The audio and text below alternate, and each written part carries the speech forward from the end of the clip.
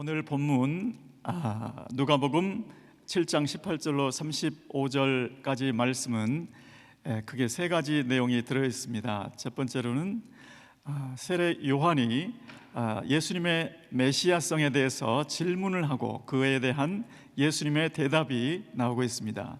두 번째로는 그 요한에 대해서 예수님께서 어떻게 평가하시는지, 그리고 세 번째는 예수님과 또 세례 요한에 대한 그 시대, 그 세대 사람들의 반응이 기록이 되어 있습니다.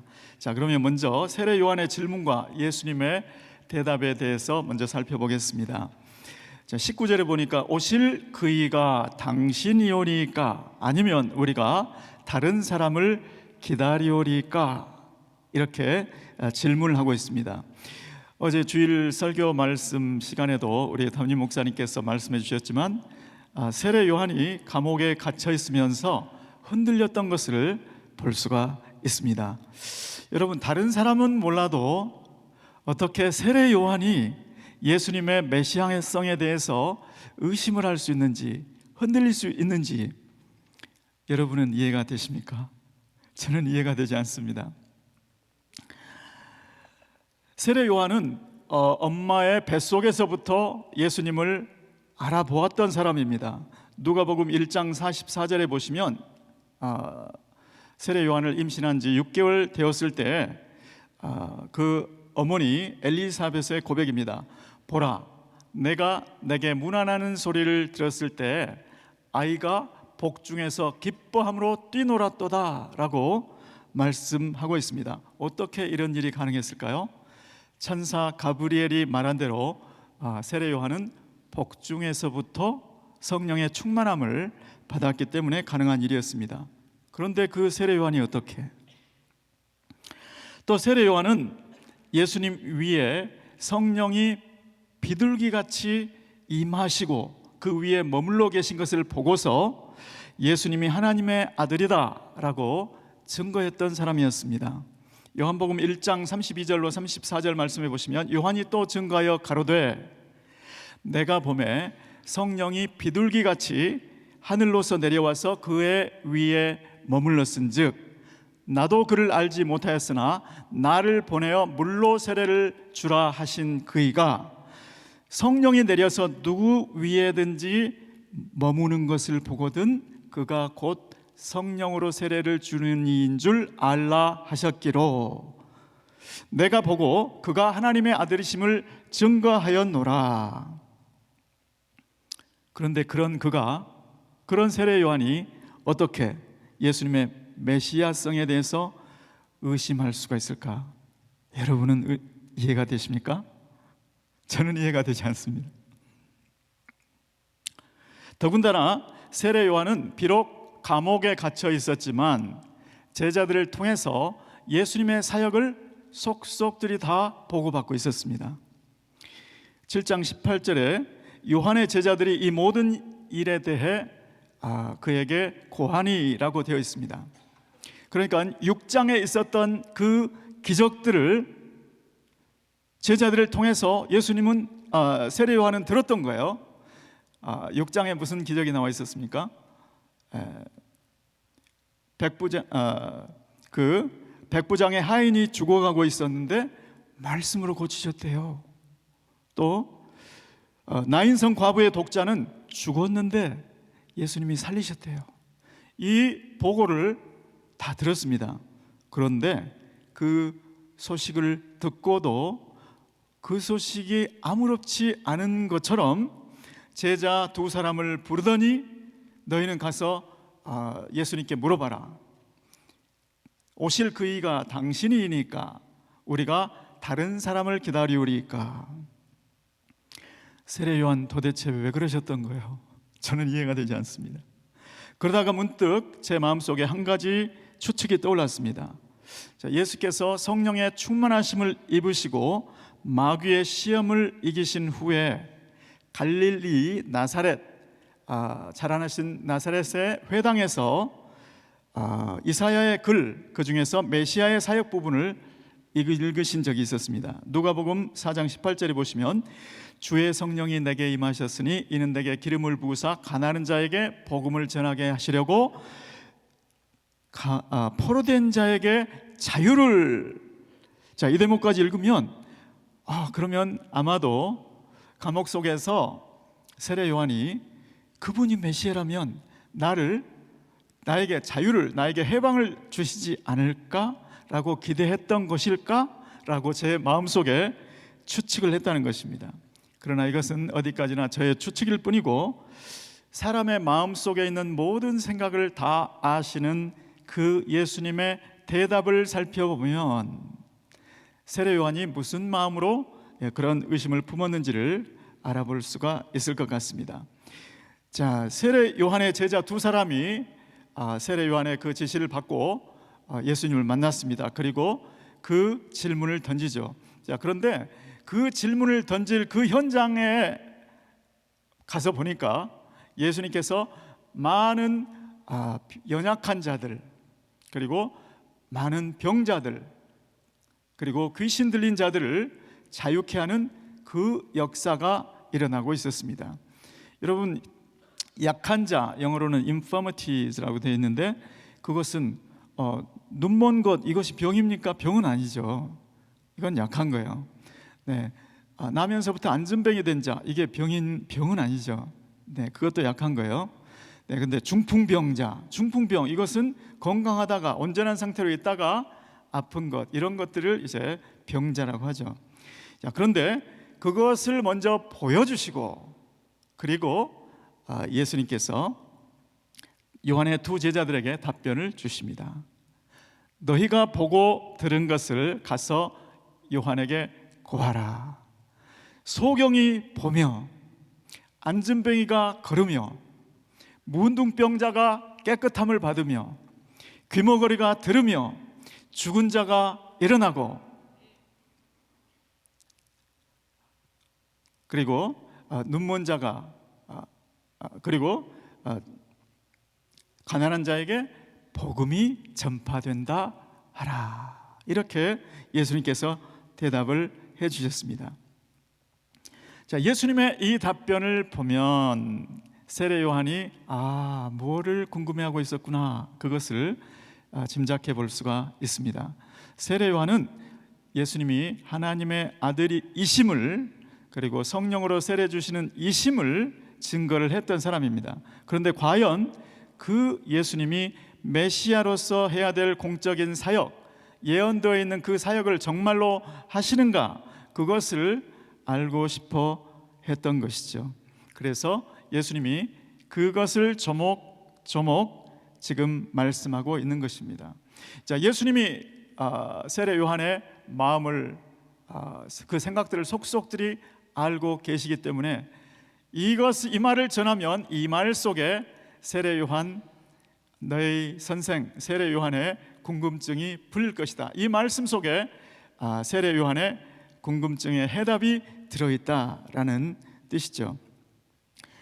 그리고 이어서 세례 요한의 제자들이 돌아가고 예수께서 세례 요한을 정리하고 평가해 주는 그러한 내용들이 이어집니다. 자, 한마디로 요약하면 그는 선지자 이상의 사람이다. 그리고 여자가 낳은 사람 중에 세례 요한보다 더 큰 이가 없다라고 예수님께서 정리해 주셨습니다. 자, 여기에 대해서는 좀 더 자세히는 한 구절 말씀 속에서 나누겠고요. 한 가지 중요한 말씀은 세례 요한이 이같이 큰 자이지만 하나님의 나라에서는 극히 작은 자라도 세례 요한보다 더 크다는 것입니다. 왜 그럴까요? 자, 세례 요한은 하나님의 나라가 임할 것이라는 것을 내다보고 바라보고 그것을 선포하고 또 그 길을 예비하는 자였습니다. 그런 선지자였습니다. 그러나 아직 하나님의 나라에 들어와 있지는 않았습니다. 자, 하나님의 나라는 하나님의 아들 예수 그리스도께서 죽으시고 부활하시고 승천하셔서 아버지께 성령을 받아서 우리에게 부어주신 오순절 성령 강림, 그때 태어난 교회를 여기서는 가리키고 있습니다.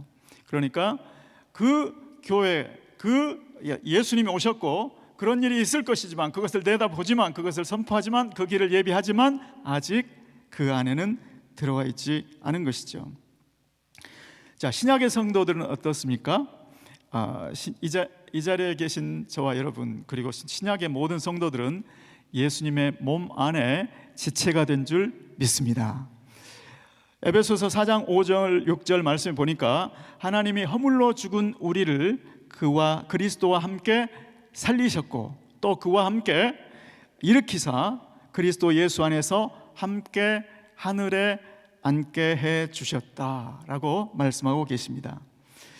자, 제가 받은 한 구절 말씀은 누가복음 7장 19절 말씀인데 우리 다 함께 읽어보시겠습니다. 시작. 요한이 그 제자 중 둘을 불러 주께 보내어 가로되 오실 그이가 당신이 오니까 우리가 다른 일을 기다리오리까 하라 하매. 자, 여러분, 이 질문은 당신이 메시아 맞습니까? 라는 질문이라고 말씀을 드렸습니다. 다른 사람은 몰라도 세례 요한이 어떻게 이런 질문을 할 수 있을까? 아니, 예수님이 메시아라는 사실을 어떻게 세례 요한이 의심할 수가 있을까? 저는 이해가 안 된다고 말씀드렸습니다. 그러면 예수님은 어떻게 느끼셨을까? 그 질문을 듣고 예수님은 어떻게 느끼셨을까요? 여러분, 이 질문을 듣고 사탄이 예수님을 시험할 때 그 장면이 떠오르지 않습니까? 네가 만일 하나님의 아들이여든, 네가 만일 하나님의 아들이라면, 네가 만일 하나님의 아들이여든. 자, 오실 그이가 당신이 오니까, 이 질문은 당신이 메시아 맞습니까? 내지는 당신이 만일 메시아가 맞다면 그렇다고 답해 주세요 라는 의미입니다. 이것은 세례 요한이 예수님이 메시아라는 사실에 대해서 흔들렸다. 예수님이 메시아라는 사실 지금 그걸 믿고 싶은데 컨펌해달라는 이야기인가요? 그보다는 그 사실에 대해서 흔들리고 의심했다라는 것을 뜻합니다. 자, 이것은 예수님의 답변 중에 한 부분을 보시면 더 잘 알 수 있습니다. 7장 23절 말씀에 보니까 누구든지 나를 인하여 실족하지 아니하는 자는 복이 있도다 라고 하셨습니다. 자, 현대인의 성경의 버전으로 보면 이 구절을 다음과 같이 번역하고 있습니다. 그리고 나를 의심하지 않는 사람이 행복하다고 일러주어라. 자, 그러니까 여러분, 한때 예수님을 증거하기까지 했던 세례 요한으로부터 이 질문을 받았을 때 예수님은 아신 거죠. 요한이 흔들렸다. 요한이 나를 의심하고 있다.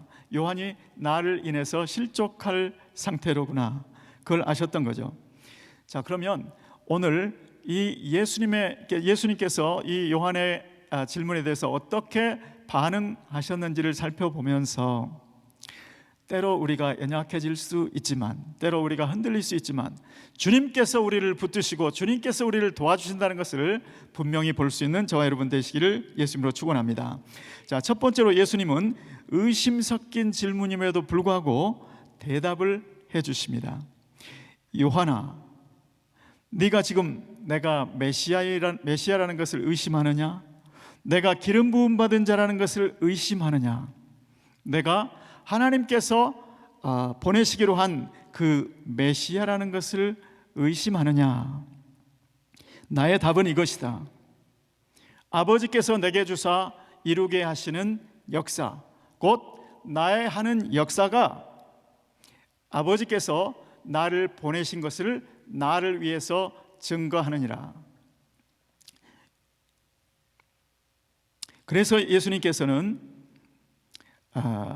눈먼 자, 또 나면서 안전병이 된 자, 문둥병자, 귀머거리, 죽은 자, 그리고 가난한 자 이야기를 하시면서 메시아의 사역이 어떠할 것이라고 예언된 그 부분을 정확히 말씀을 해 주셨습니다. 오늘날 저와 여러분은 어떻습니까? 주님께 맨 처음 드렸던 그 뜨거운 고백을 하루도 끊어지지 않고 이어가고 계십니까? 저는 그렇지 않습니다. 주님을 위해서 젊음을 바쳤습니다. 주님을 위해서 물질을 헌신했습니다. 또 세례 요한처럼 주님을 위해서 목숨 바쳐서 목숨을 아끼지 않고 주님의 말씀을 전했건만 오늘 저의 형편은 무엇입니까? 저는 옥에 갇혔고 옥에 갇히지는 않았지만 오래도록 건강 문제로 이렇게 고생하고 있고 오래도록 경제적인 문제로 어려움을 당할 수가 있다는 것이죠. 그럴 때 문득 이런 생각 들지 않습니까? 내가 잘한 거 맞아? 나 지금 잘하고 있는 거야? 나 다 망한 거 아니야? 주님이 나를 인도해 주고 계신 것 맞아? 주님이 나에게 관심 있는 거 맞아? 주님이 나를 잊어버리는 건 아닐까? 이런 생각이 들어올 때는 없으신지요?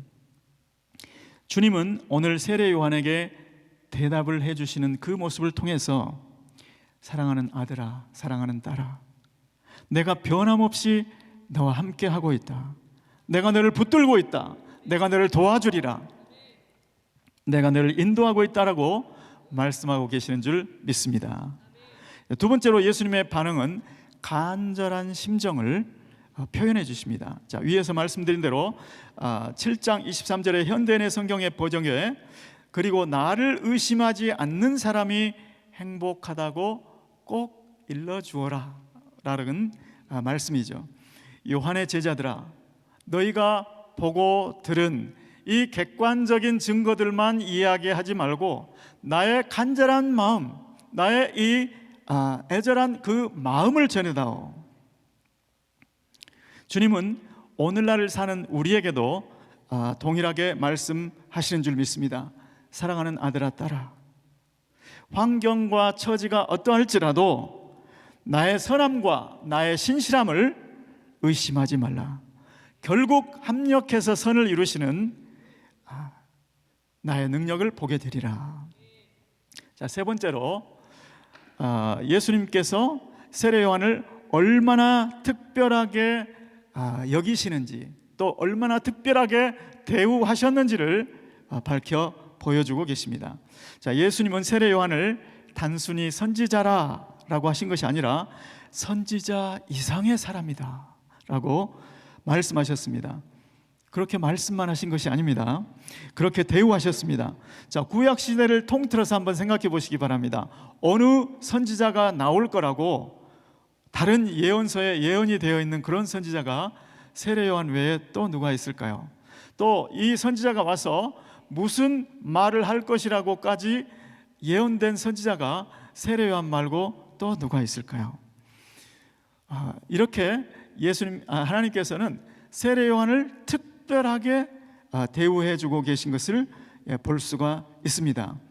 자, 그리고 세례 요한에 대해서 말라기 4장에 기록된 것을 예수님께서 인용하셨죠.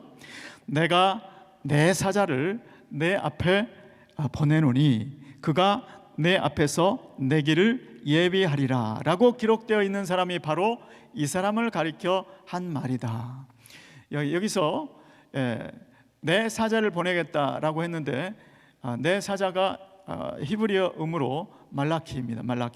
말라기서에 말라기를 보내겠다, 내 사자를 보내겠다고 말한 이 선지자가 바로 세례 요한이라는 것이죠. 그리고 내 앞에 보내노니, 그럴 때 이 앞에는 뭐 5년, 10년, 뭐 100년 이런 앞을 얘기하는 것이 아니고 프로소폰, 내 얼굴 바로 앞에 보내겠다. 내 임재 안에, 네가 있는 그 안에, 네가 보는 앞에 보내겠다. 이렇게 말씀하신 것입니다. 이렇게 하나님께서는 세례 요한을 특별하게 대우를 하셨다는 것이죠. 여러분, 이 말씀을 안 하셔도 되는데 예수님께서 이 말씀을 하시는 이유가 뭘까요?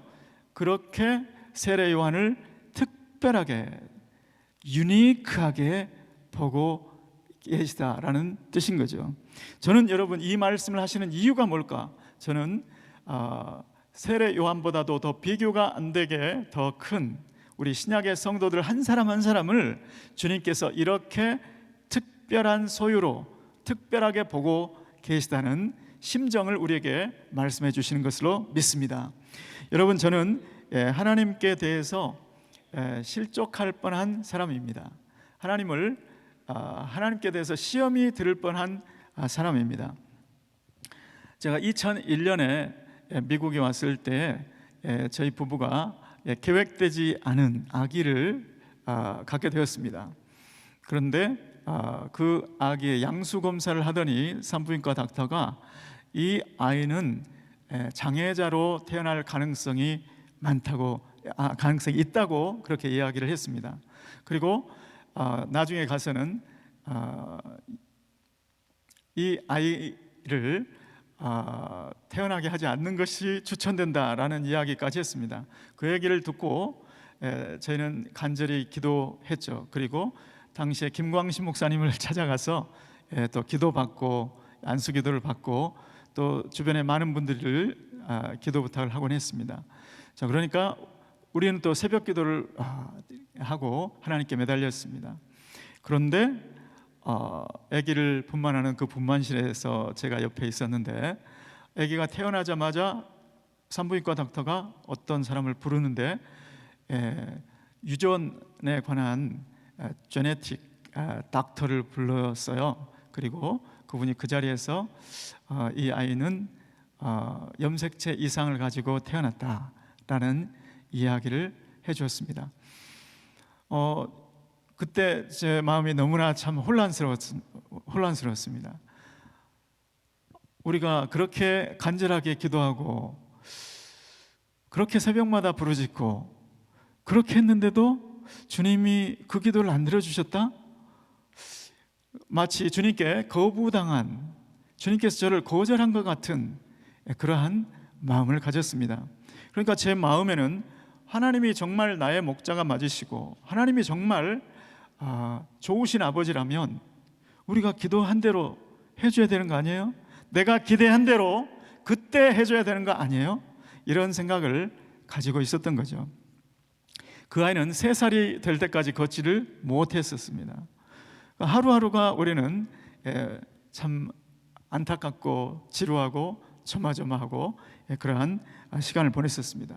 그런데 제가 나중에 깨달은 것은 이 아이를 통해서 얼마나 저를 비롯해서 우리 가족들이 하나님께 매달리게 되었는지, 또 그동안 모든 것이 당연하다고 여겼던 것, 결혼하면 애 낳는 거 당연하지, 애가 돌 무렵 되면 걷는 거 당연하지, 당연하다고 생각됐던 수많은 것들이 갑자기 은혜라는 것이 깨달아지고, 그리고 이 아이를 통해서 우리 가족이 이 아이가 저희 가정의 분위기 메이커입니다.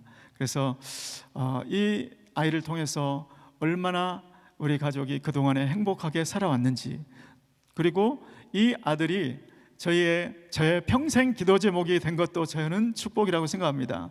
이 아들이 결혼해서 사는 것을 꿈꾸고, 그 다음에 이 아이가 자기 입으로 나는 아빠 목사가 되고 싶다는 거예요. 그러면서 저한테 안수까지 하더라고요. 그래서 그것을 꿈꾸면서 내가 평생을 하나님 앞에 이 아이를 인해서 하나님을 의지하게 된 것, 이것이 정말 축복이 아닌가. 그래서 내 기대에 미치지 못하면 의심하고 흔들리고 시험 들을 뻔했는데, 그것이 결국 지금까지만 돌아봐도, 이 아이가 21살이 될 때까지 지금까지만 돌아봐도 그것은 나에게 축복이었다. 저는 주님께서 오늘 저와 여러분에게 사도 세례 요한에게 주님께서 보여주신 그 반응을 통해서 우리의 형편과 처지가 어떠할지라도 우리의 기대하는 시간에, 우리가 기대하는 방법으로 주님께서 역사하지 않으셨다 할지라도 주님께서 변함없이 내가 너와 함께하고 있고 내가 너를 붙들고 내가 너를 도와준다는 것을 우리에게 말씀하고 싶어 하신 줄 믿습니다.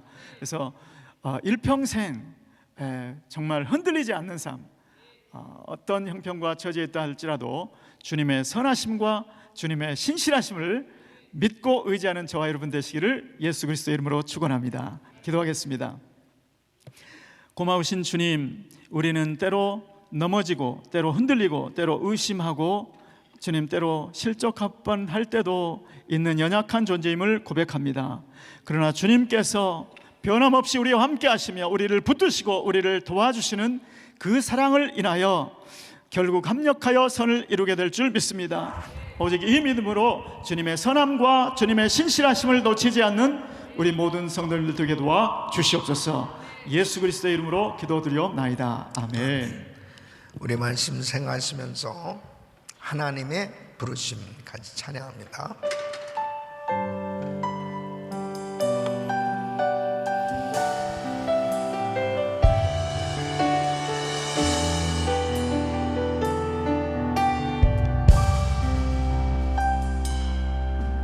하나님의 부르심을 후회하심이 없네.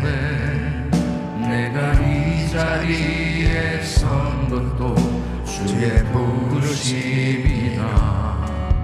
하나님의 부르심에는 결코 실수가 없네. 나를 부르신 하나님의 신실하심을 믿네. 두 손 높이 드시고 부르실 듯 내 생각보다 크고 날 향한 계획 나의 지혜로 측량 못하나 가장 좋은 길로 가장 완전한 길로 오늘도 날 이끄심인데 날 부르실 듯 내 생각보다 크고 날 향한 계획 나의 지혜로 측량 못하나 가장 좋은 길로 가장 완전한 길로 오늘도 날 이끄심이네.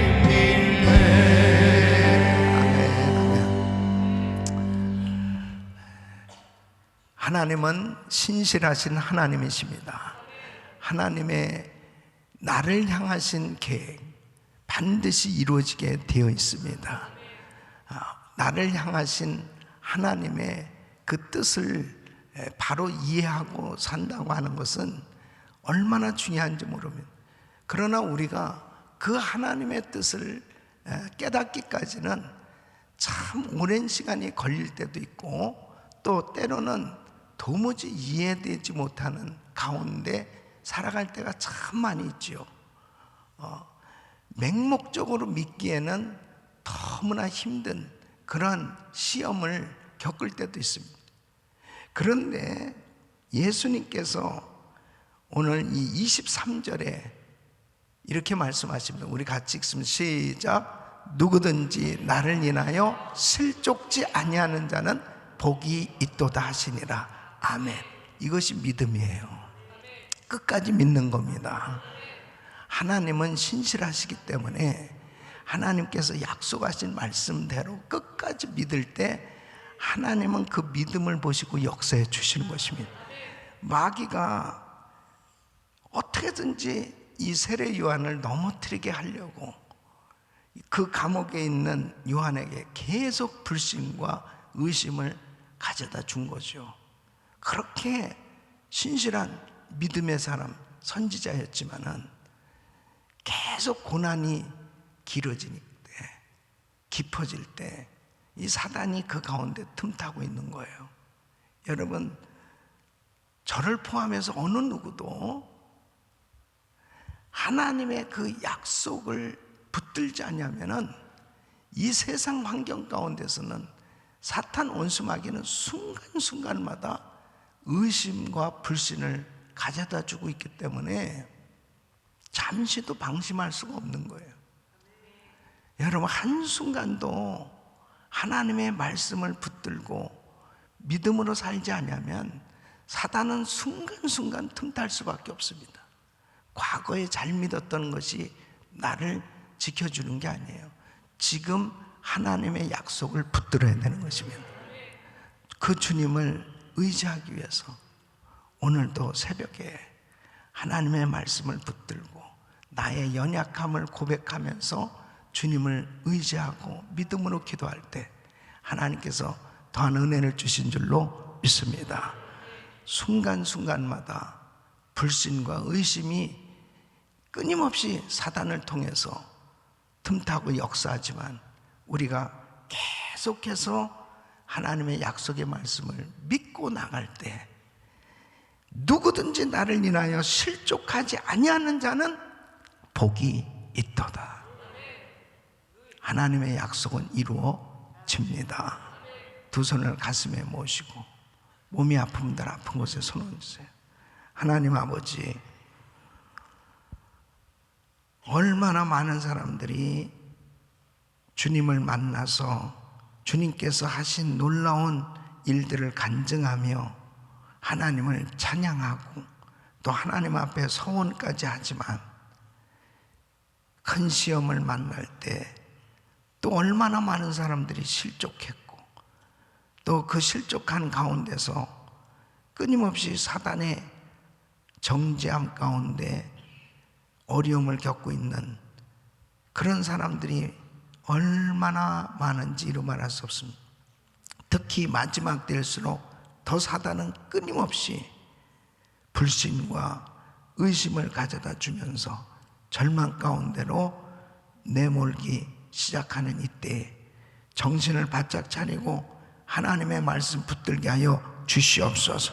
끝까지 믿을 수 있는 믿음과 용기를 허락하여 주시옵소서. 환경 바라보지 말고 주님 바라보게 하여 주시옵시고 말씀을 의지하게 하여 주셔서 아버지 하나님 끝까지 승리할 수 있도록 은혜를 부어 주시옵소서. 역사하여 주시옵소서. 아버지 하나님, 오늘도 연약한 육신들을 주의 피 묻은 손으로 안수하시고 깨끗게 하여 주시옵소서. 내가 나사렛 예수 그리스도로 병하느니 모든 병마나 떠나 갈저다. 암세포는 없어질저다. 불치병 깨끗한 바늘 저다. 공황장애 우울증 불면증 떠나 갈저다. 예수 이름으로 깨끗한 바늘 저다. 오늘도 믿음으로 기도하는 성도들에게 폭포수 같은 은혜를 부어 주시옵소서. 큰 믿음을 주시옵소서. 아버지 하나님, 흔들리지 않는 믿음을 주시옵소서. 반석 같은 믿음을 주시옵소서. 요동치 않는 믿음을 주시옵소서. 아버지 하나님, 믿음으로 일어서게 하여 주시옵소서. 예수 그리스도로 명하노니 우리 성도들을 괴롭히는 이 더러운 사단의 세력은 떠나갈지어다. 떠나갈지어다. 떠나갈지어다. 떠나갈지어다. 아버지 하나님, 역사하여 주셔서 끝까지 말씀 붙들고 일어서게 하여 주시옵시고 위대한 간증자들 되게 하여 주시옵소서.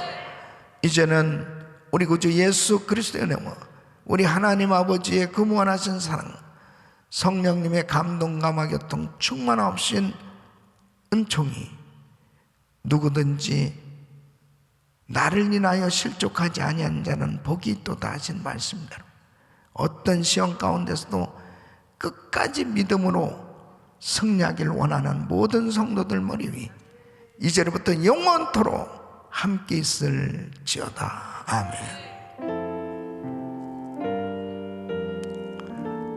주님 감사합니다.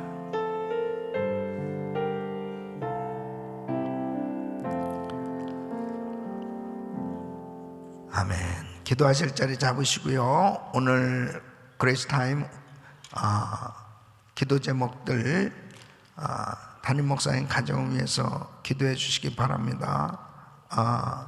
성령 충만한 가운데 이번 한 주간도 사역 잘 감당할 수 있도록, 또